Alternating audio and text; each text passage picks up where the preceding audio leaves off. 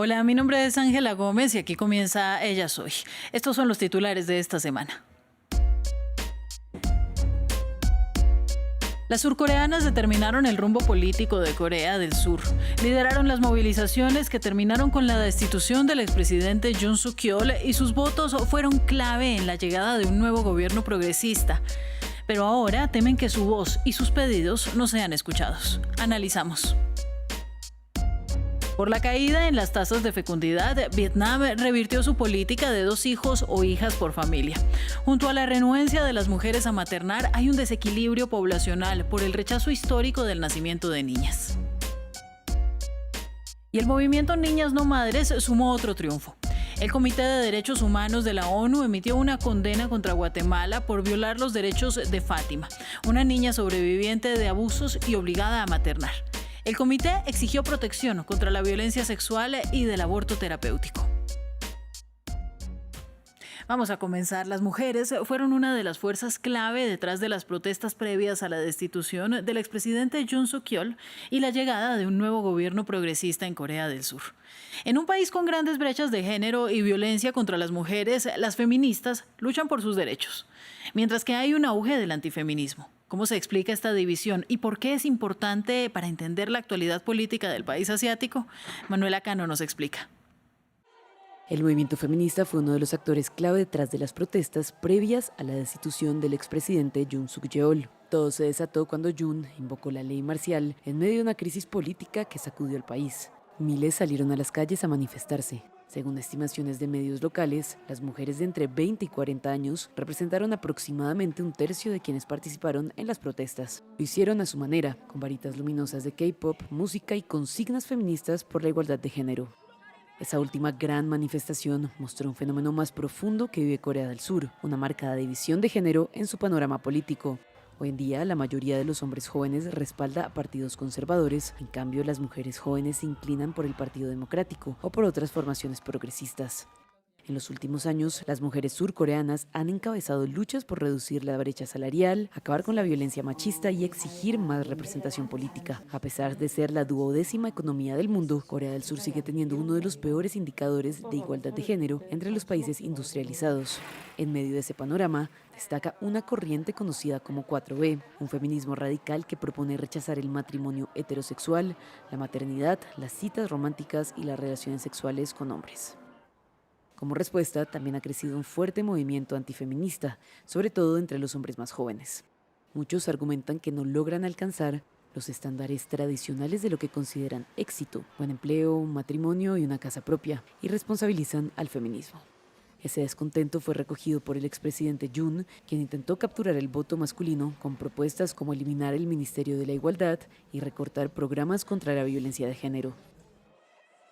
Pese a ser claves en el tablero político del país, en Corea del Sur solo el 20% de los escaños en el Parlamento estaban ocupados por mujeres, y en las últimas elecciones no hubo una sola mujer entre los principales candidatos presidenciales.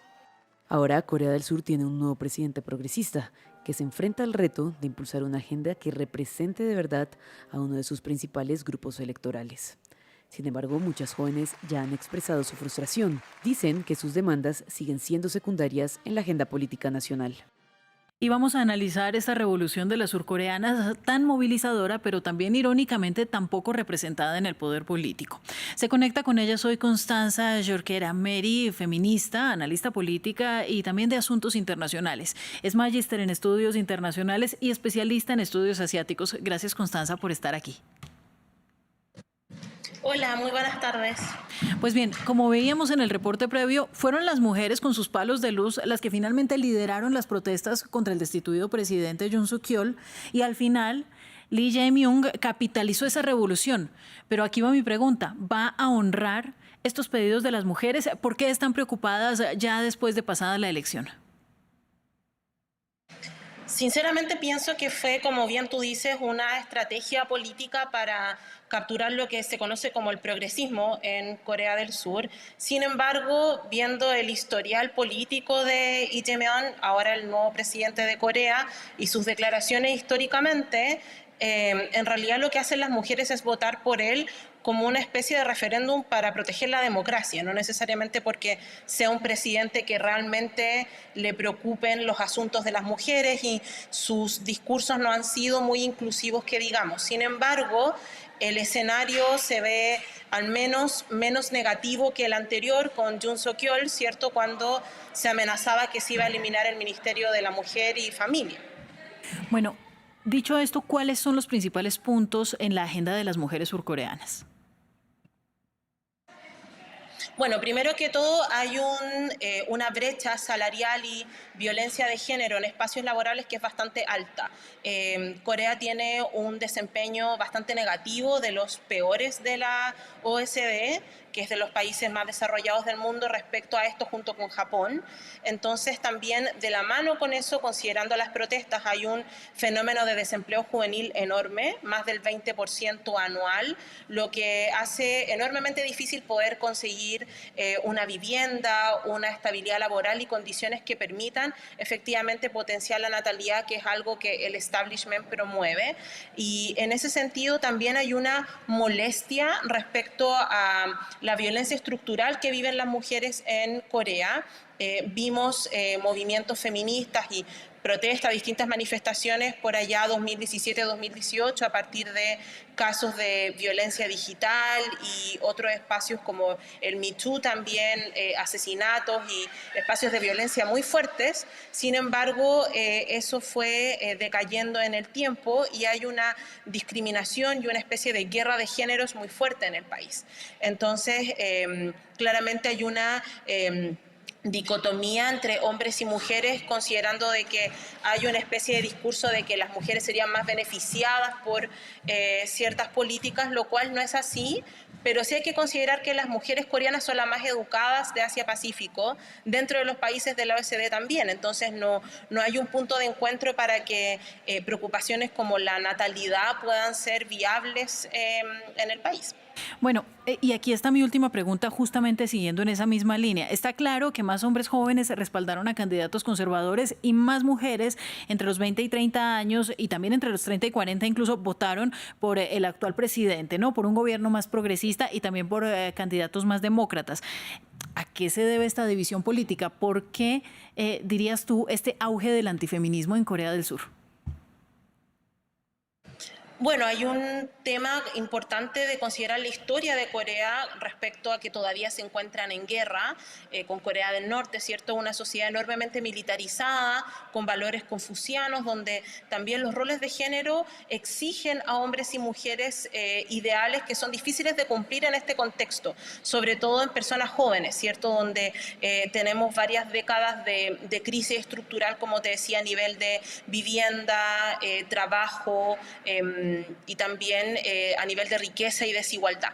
En ese sentido, figuras dictatoriales del pasado como Park Chung-hee o Chon Doo-hwan han adquirido popularidad entre los hombres jóvenes, también en el auge de ciertas estrategias de, podríamos llamarlo, movilización en espacios digitales, donde se promueve discursos de odio, digámoslo, respecto a hombres y mujeres, que lleva esta idea de que el feminismo sería un movimiento que está en contra o que busca perjudicar a los hombres, y que la crisis de natalidad o incluso también de la soledad que también vemos a nivel global, no solamente en Corea, sería las culpables, las mujeres, ¿cierto?, por tener mayores aspiraciones profesionales y de vida. Entonces, eso también ha sido muy capitalizado por discursos conservadores que también pertenecen a figuras tradicionales, pero otras figuras políticas más nuevas. Entonces se da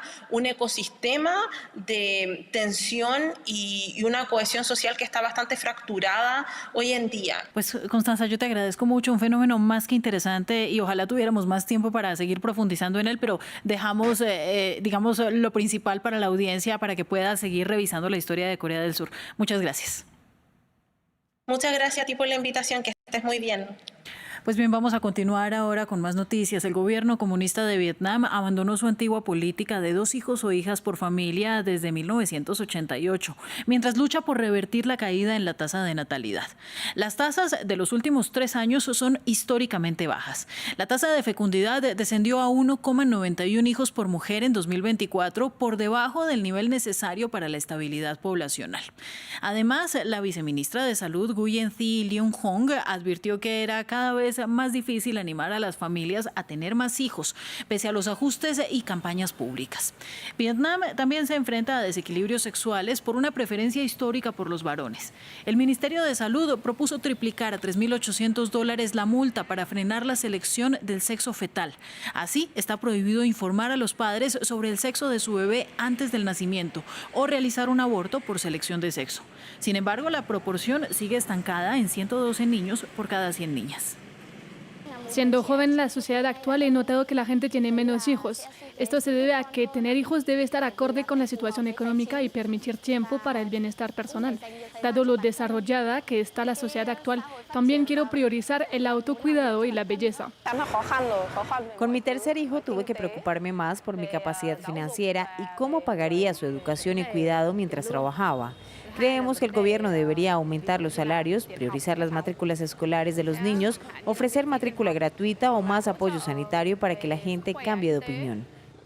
Y el Comité de Derechos Humanos de la ONU emitió una condena contra Guatemala por la violación de los derechos de Fátima, una niña que sobrevivió a la violencia sexual reiterada de un profesor y que fue forzada a una maternidad producto de violación.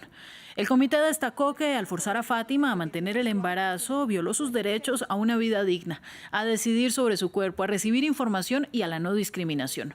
Reconoció que enfrentó sufrimiento extremo que incluyó intentos de suicidio. El movimiento Niñas No Madres lideró este litigio. Milagro Valverde, quien es vocera del movimiento, nos explicó las medidas ordenadas. Desde el movimiento Niñas No Madres estamos hoy en Ciudad de Guatemala celebrando que recientemente el Comité de Derechos Humanos de Naciones Unidas emitió su dictamen en el caso de Fátima. Fátima es una sobreviviente de violencia sexual que fue abusada cuando era niña por parte de un hombre en posición de poder y parte de su círculo de confianza. Producto de esta violencia sexual, Fátima quedó embarazada cuando todavía era menor de 14 años y a pesar de que ella lo solicitó expresamente, se le negó el servicio a la interrupción voluntaria del embarazo. En este dictamen, el comité refuerza las obligaciones de los estados para proteger a las niñas y adolescentes. Dentro de estas obligaciones se encuentran, por ejemplo, el acceso a la educación sexual integral como una herramienta poderosa y necesaria para que las niñas y adolescentes puedan identificar y denunciar casos de violencia sexual. Asimismo, el acceso a la interrupción voluntaria del embarazo como un servicio esencial de salud, sobre todo para niñas como Fátima que han sobrevivido violencia sexual. Estas medidas son de carácter obligatorio para Guatemala y alrededor de 170 países alrededor del mundo que han ratificado el Pacto Internacional de Derechos Civiles y Políticos. Para que las niñas sean niñas y no madres, es urgente que Guatemala cumpla a cabalidad con todas estas medidas. Para volver a ver este y otros episodios de Ellas Hoy, ustedes pueden visitar nuestra sección de programas en france24.com. Nos vemos pronto.